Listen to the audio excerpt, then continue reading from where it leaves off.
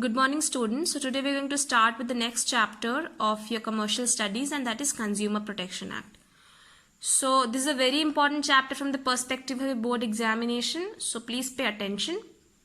I'll try to explain this chapter in a very simple way as it is possible.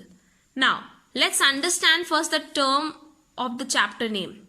So the first term is Consumer Protection and then Act. So what is consumer? Who is a consumer?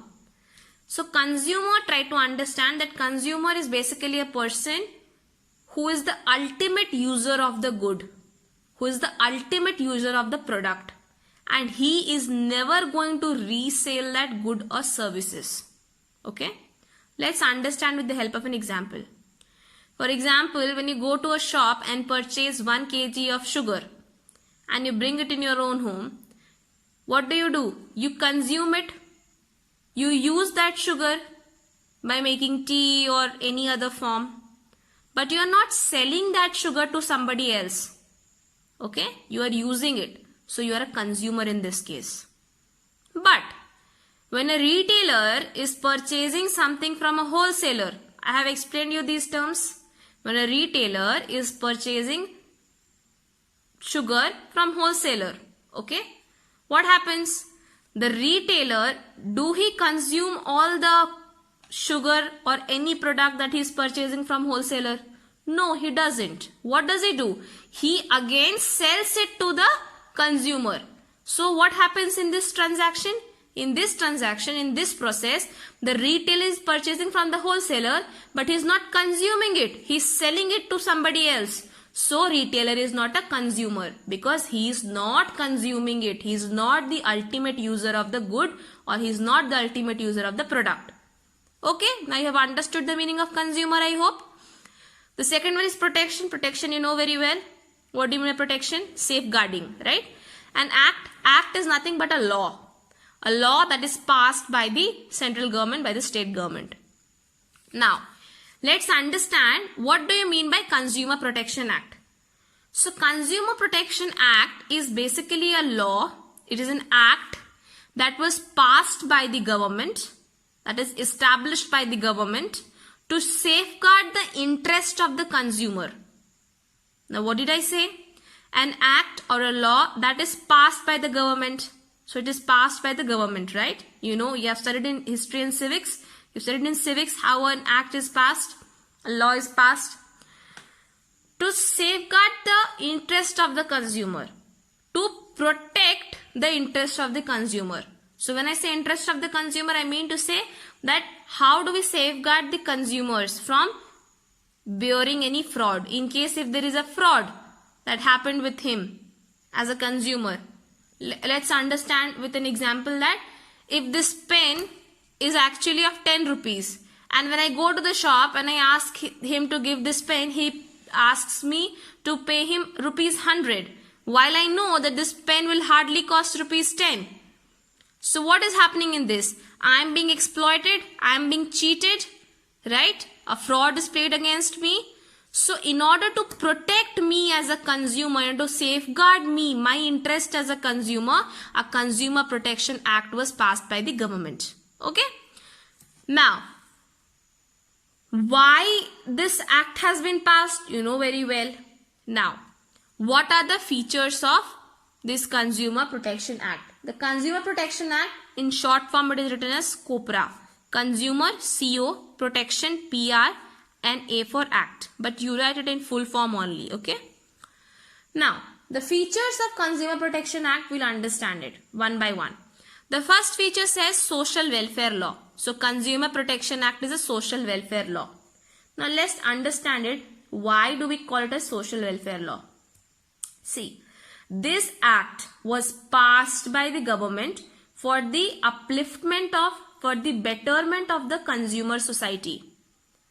Understood? Because there are so many people who consume something on a daily basis. Always we consume something on a daily basis, right? So we are a consumer and we belong to the consumer society. And for the betterment, for the upliftment, for the thought that nobody plays fraud with me, nobody harasses me. Okay? For that, what happened? There is an act. and this act is Consumer Protection Act. So I am being safeguarded by the Consumer Protection Act. So it is social welfare. Welfare means betterment. You know that. Law, you know very well, and social means you know very well. What do you mean by it, right? The second feature is comprehensive provisions and effective safeguard. So every act has certain kind of provision. Okay. So the Consumer Protection Act says that it will safeguard the interest of the consumer against any unfair trade practices. Okay. What I meant to say is that this act has many provisions against if any harassment or any fraud has taken place against the consumer, then this act has many provisions. We'll understand all these provisions in the later video sessions. We are going to deal this chapter in a very detailed way. This act has a special consumer code. So the third feature talks about the special consumer code. It says that in special consumer code, only a consumer can file a case, and the case filed by the consumer, it is free of cost. He doesn't need to hire a lawyer. Okay. And the redressal, or I can say judgment or the verdict of the case is a very speedy in consumer court. Plus it is a special court. So how do you understand? Special consumer court is a court in which a consumer can file a case. He doesn't need a lawyer. Secondarily, the court, the case that he is going to fight, in that he doesn't have to pay any fees. Plus, we know in India, whenever there is a judgment or verdict for a particular case, it takes years and years to get that judgment. But in special consumer court, what happens? There is a specific time limit, and within that time limit, the judgment or the verdict has to be passed by the consumer court. So therefore, it is a special consumer court. Understood? The next point says about three-tier grievance redressal machinery. Three-tier grievance redressal machinery. Grievance means what? Grievance means all those issues. And redressal means solving mechanism. Okay. So, in the Consumer Protection Act, what happens? There is a three-tier grievance redressal mechanism, and it is, what are these three? The three are district forum, then we have state commission, and then we have national commission. Like in a normal court that we have, what do we have? We have lower court, we have then the high court, and then we have a Supreme Court, right? In Consumer Protection Act, what happened? There is a three-tier grievance redressal mechanism, and that is district forum, state commission, and the national commission. Now what happens? What are the things, the differences between these three? See, the difference between these three will be dealt in detail in the next video sessions. No need to worry about it. For now, you understand that these three redressal mechanisms are different, and it is as per the basis of the compensation. So, if there is a lower compensation, you'll go for the district forum. If there is a little higher compensation, so you'll go for the state forum. And if it is the highest compensation that you're going to receive, that will be the national commission. So don't worry, we'll understand it. For now, you understand that there are three redressal machinery, the grievance redressal machinery, like we have in our normal court, but here the name is different and the working pattern is different. And what are these? District forum, state commission, and national commission. The next point says simple and inexpensive. I have already told you in the special consumer code while explaining it to you that any consumer can file a case, so it is simple for him. He doesn't need to hire a lawyer. Second, I have told you inexpensive because I told you that no fee is to be paid in the consumer court, right? And I also said that it is a special court because here, as like the normal court, the decisions or the verdict or the judgment for a particular case happens in the special consumer court in a very fast way, in very speedy way. Okay.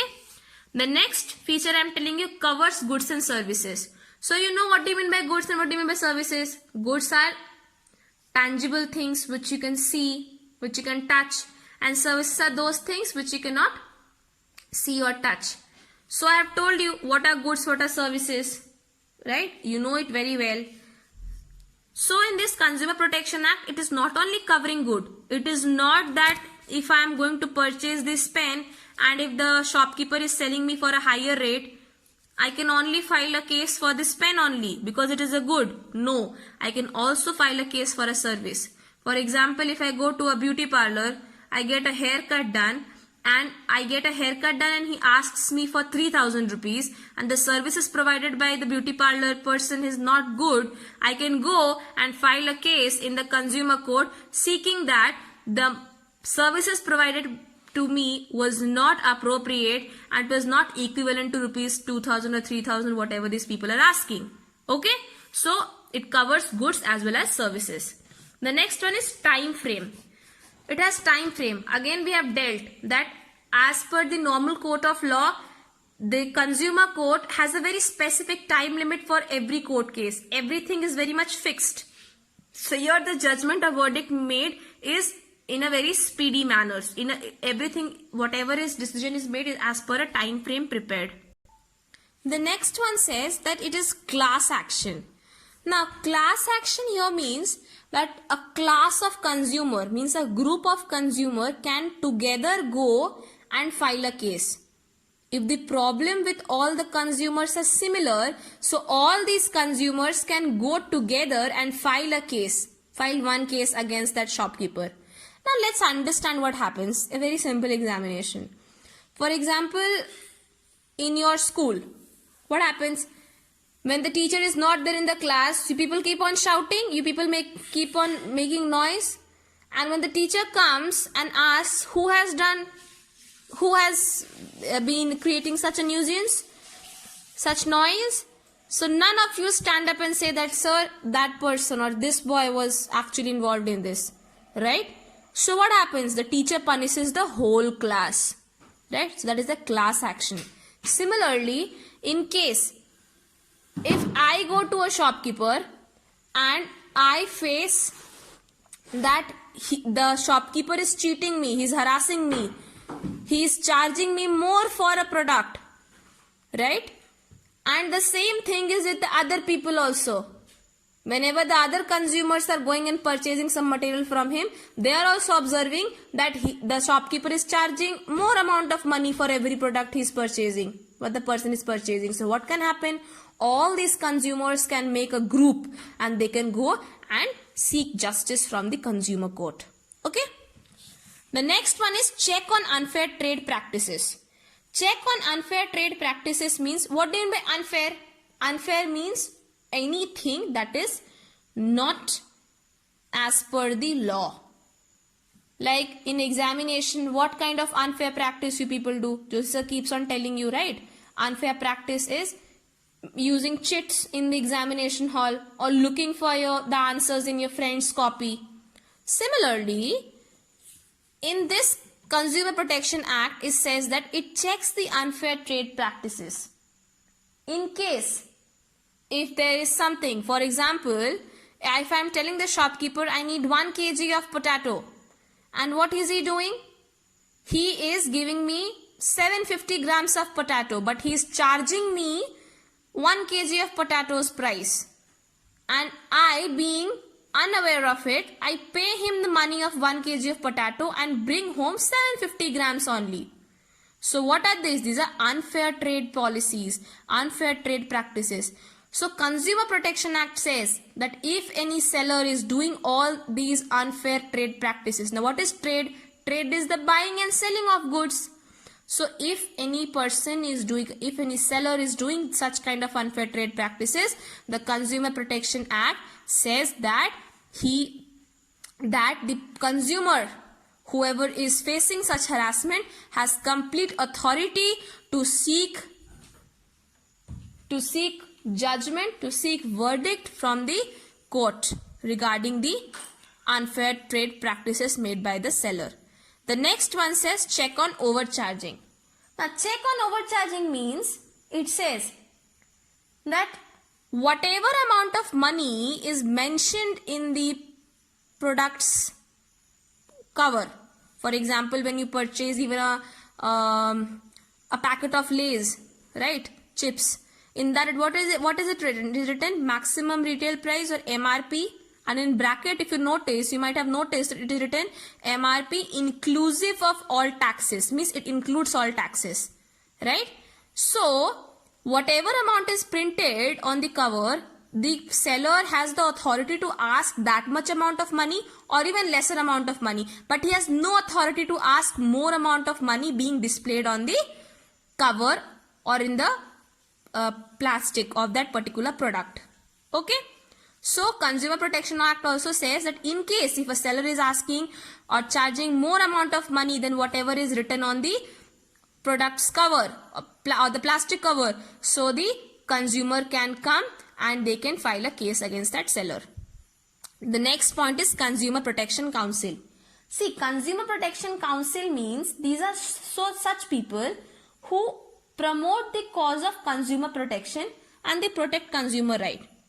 So what I mean to say is these are such people who educate the other people regarding the consumer protection. See, in a country like India where there is such amount of illiteracy rate, it is very important to make other people aware that there is a kind of system made by the government that in case if you are feeling cheated, if you are harassed by a seller, being a consumer, you can go and file a case.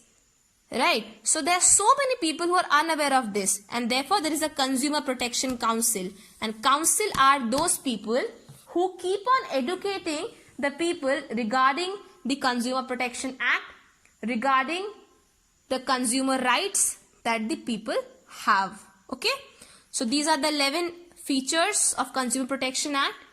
So I have 2 homeworks for you. The first homework is explain the features, any 5 features, explain any 5 features of Consumer Protection Act. When you explain it, write the subheading the way I have written, the subheading, these are the subheadings, give a dash and or a colon and give a 2-liner or 3-liner explanation, and if you feel you can give an example to it. Okay? It is not necessary to write down each and every word whatever I have spoken or whatever is mentioned in your book. You can write it in your own word, but please note that this chapter is very important, and therefore whenever you solve the questions of this chapter, please highlight the keywords, because once you highlight the keywords, that is going to be very helpful before your examinations revision. Okay? So this is the first homework that I gave you, the features. The second homework for you is, why do we need Consumer Protection Act? Why do we need Consumer Protection Act? Just give me 2 points. It is a short answer question. The first one was the long answer question. The second one is the short answer question. Okay. Why do we need the Consumer Protection Act? Okay. So tomorrow we'll be dealing with the other topics in a very detailed manner. We'll go slow, but we'll understand each and every aspect of this chapter. So please go through this video and solve the question. Thank you.